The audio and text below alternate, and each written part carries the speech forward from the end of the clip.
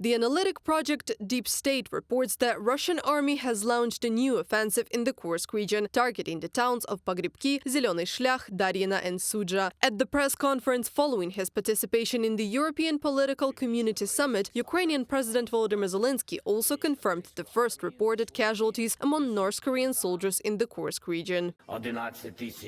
There are 11,000 North Korean soldiers, some of whom have already been engaged in combat against Ukrainian forces, and there have been casualties. If we don't apply adequate weaponry and political pressure on Russia, the next step could be a much wider involvement of North Korean forces. Putin closely watches the world's reaction, and I believe this reaction has been insufficient. Military experts say that Russia's use of North Korean troops on the Kursk front lines highlights the Federation's struggle to cope, primarily due to a critical manpower shortage.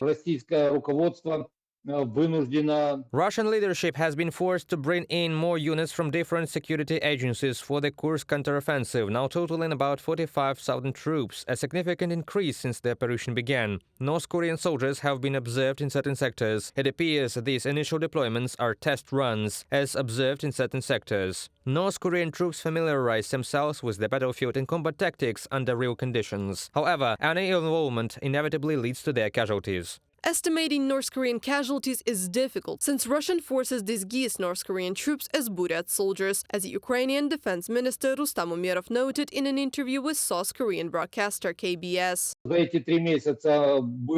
Over the past 3 months, Russia has lost around 20,000 soldiers, approximately 7,000 per month, or 20 to 30 per day. The more North Korean soldiers there are on the front line, the more they will contribute to Russian military losses. Some analysts believe Russia's goals is to reclaim as much territory as possible before Donald Trump officially takes the office and potentially proposes a peace plan. According to the Wall Street Journal, sources suggest that Trump's plan may involve a ceasefire along the current front line, requiring Russia to surrender some of its territory. According to Forbes, as a result, the Kremlin may be willing to incur even heavier losses in an attempt to retake the Kursk region. It was a bloodbath for the Russians, but don't expect them to stop attacking. The politics of Russia's 33-month wider war in Ukraine are in flux now that Republican Donald Trump has won the presidential election in the United States. From the Forbes publication. Donald Trump is set to take the office in January 2025. Previously, he had repeatedly claimed that he would stop the war between Russia and Ukraine in just 24 hours, though he never specified how and on what terms.